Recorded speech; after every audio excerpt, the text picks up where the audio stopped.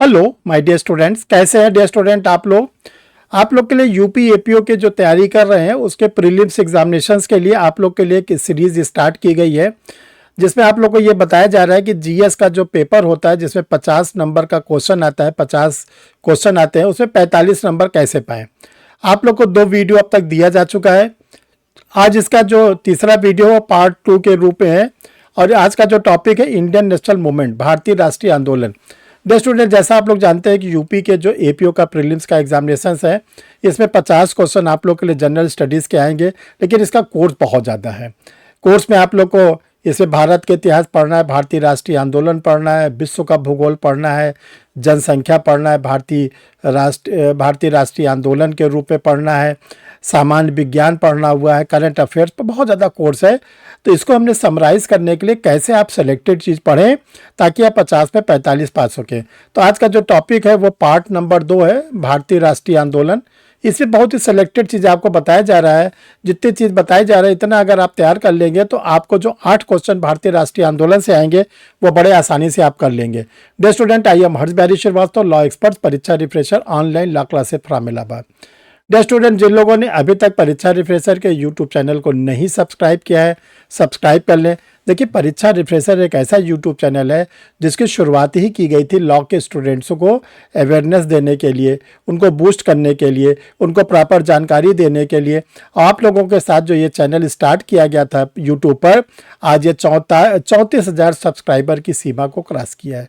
इसका क्रेडिट केवल और केवल आप लोग को है। बिना आप लोग के सहयोग के मैं ये चैनल नहीं चला पाता और आप लोग का चैनल सहयोग बराबर मिलता रहता है तो मेरी भी हिम्मत बढ़ती, मैं भी कोई ना कोई टॉपिक पे आप लोग को वीडियो देता रहता हूँ।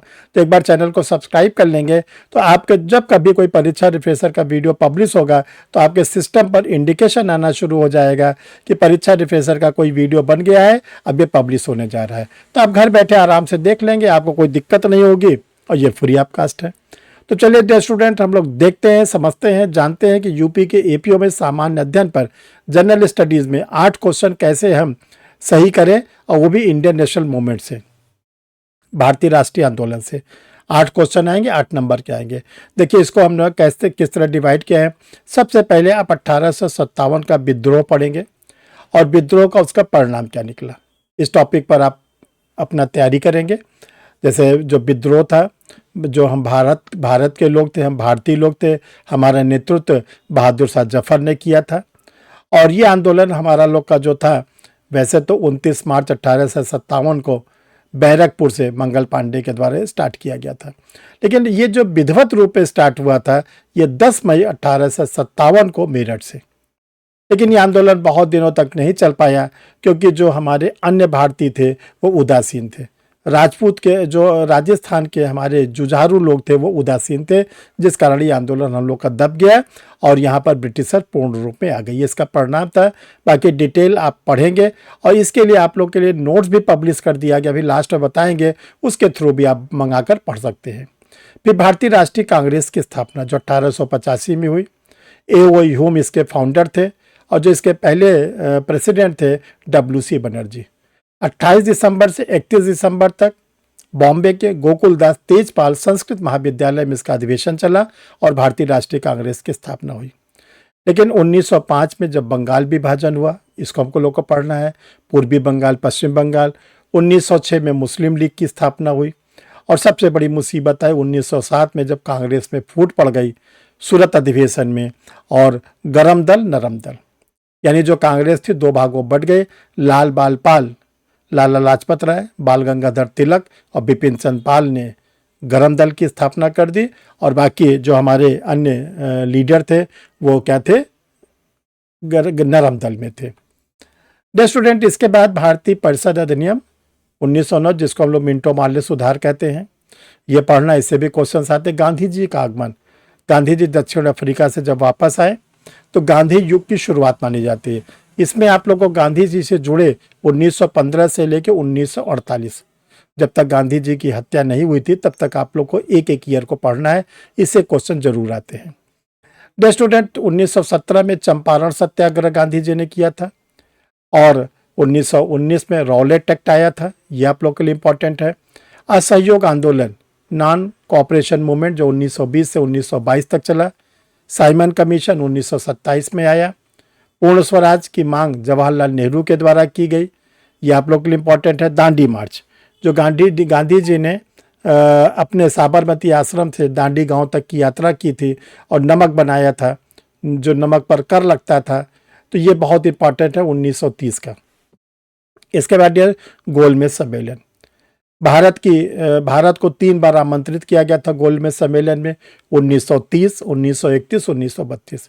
लेकिन गांधी जी केवल सेकंड जो गोलमेज सम्मेलन था 1931 में ही जा पाए थे। और इसलिए जा पाए थे कि जो उस समय के भारत के गवर्नर जनरल थे लॉर्ड इरविन ने गांधी जी से समझौता किया कि आप चलिए लंदन में, महारानी आपसे बात करना चाहती है, स्वतंत्रता देना चाहती हैं। तो 1931 में गांधी जी SS राजपूताना समुद्री जहाज में बैठकर गए थे लंदन। फिर इसके बाद भारत सरकार अधिनियम, गवर्नमेंट ऑफ इंडिया 1935 पढ़ना है। क्रिप्स मिशन जो सर स्टेफर्ड क्रिप्स के नेतृत्व में आया था 1942, ये पढ़ना है आप लोग को। भारत छोड़ो आंदोलन बहुत महत्वपूर्ण है, करो या मरो 1942 वाला। फिर कैबिनेट मिशन 1946 में जो आया था, 3 सदस्यीय मिशन था, sir Stafford Cripps, AV Alexander और पैथिक लॉरेंस। फिर इसका डियर स्टूडेंट भारत स्वतंत्रता आंदोलन, जो स्वतंत्र हम लोग हो गए 1947। इन टॉपिक को अगर आप क्लियर कर लेंगे, डेट वाइज क्लियर कर लेंगे, तो आपका 8 क्वेश्चन आपका सही हो जाएगा। अब क्वेश्चन होता है कि आपको इतना टॉपिक तो बता दे, पढ़े कैसे?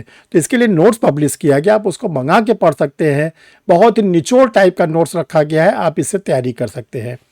डियर स्टूडेंट, यूपी APO के लिए आप लोग के लिए प्रैक्टिस सेट रेडी कर दिया गया, डिग्लॉट एडिशन में है, 5 मॉडल टेस्ट पेपर है, हिंदी और इंग्लिश दोनों में है। पुलिस एक्ट, पुलिस रिविजन, जिससे आप लोगों को प्रीलिम्स के एग्जामिनेशन 15 क्वेश्चंस आएंगे, हिंदी और इंग्लिश दोनों में, study material plus MCQ ready है। Constitution of India 10 question prelims के एग्जामिनेशन में आएंगे, हिंदी और इंग्लिश दोनों में है, स्टडी मटेरियल भी है, MCQ भी है।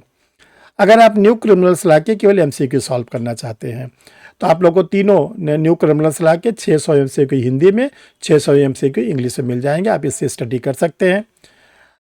डियर स्टूडेंट, आप BNS, BNSS और BSA का अलग अलग स्टडी करना चाहते हैं कंप्लीट नोट के रूप में, तो आपको अलग अलग मिल जाएगा। डिग्लॉट एडिशन में इसमें MCQ भी दिया गया है। जनरल स्टडीज, जिसकी हम आपसे चर्चा कर रहे थे, देखिए 6 वालों में जनरल स्टडीज हिंदी लैंग्वेज में रेडी की गई है। इतिहास, भूगोल, विज्ञान, राज्य व्यवस्था, अर्थव्यवस्था और भारतीय राष्ट्रीय आंदोलन। इसके पढ़ने के बाद आपको काफ़ी हेल्प मिल जाएगी, थोड़ी सी बहुत हेल्प मिलेगी। जो स्टूडेंट्स का लैंग्वेज इंग्लिश है, उनके लिए भी 6 लैंग्वेज में स्टडी तैयार कर दी गई, history, geography, science and technology, polity, economics और इंडियन नेशनल मूवमेंट। ये 6 वालों में आप जनरल स्टडीज़ इंग्लिश में पढ़ सकते हैं, काफ़ी हेल्प आपको मिलेगी, आपको इसमें भी सफलता मिल सकती है।